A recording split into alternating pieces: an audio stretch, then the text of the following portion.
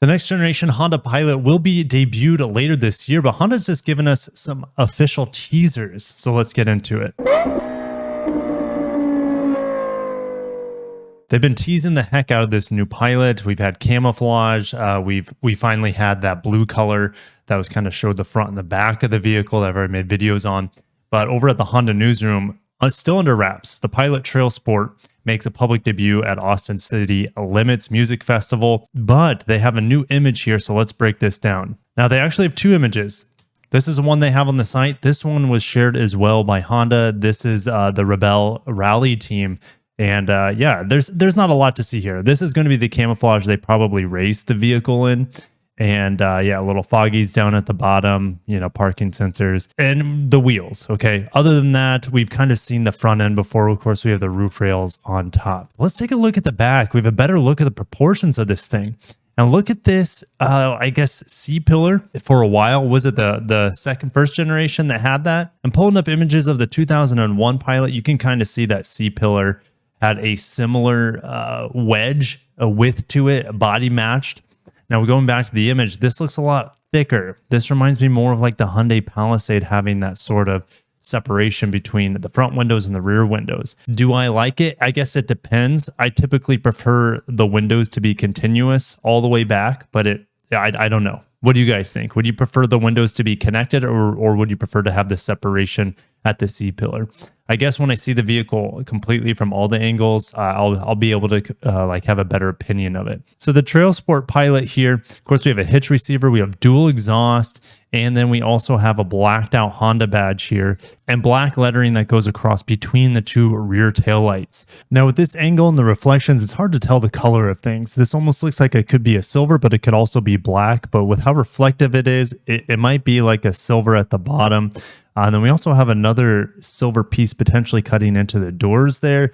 And then we look at the glossy roof rails. It almost looks like a glossy dark black. And it looks like we'll have potentially a dark black window surround here as well. It doesn't look quite finished. I mean, you can see how like misaligned the door is. This is definitely a concept. Or should I say pre-production vehicle. Here are the teammates for the Rebel Rally, Liz Long and Hillary Tate, but that's about all we have on the new images. So what kind of powertrains are we going to see here? Well, this is a shoe-in, I feel like. The V6 at 3.5 liter, 280 horsepower, 262 pound-feet of torque. They should be getting rid of the 9-speed automatic. It's not a bad transmission, but the 10-speed is better. Their in-house built transmission that we see in the Acura lineup. We also see it on the Honda Odyssey. So those vehicles have already implemented this 10-speed auto, and it's a really good transmission. Now, Honda wants to sell half as many hybrids as they do gas models for the upcoming CR-V. The problem is that this powertrain, in my opinion, is not powerful enough with this 2-liter hybrid setup to power this large 3-row crossover of the Pilot.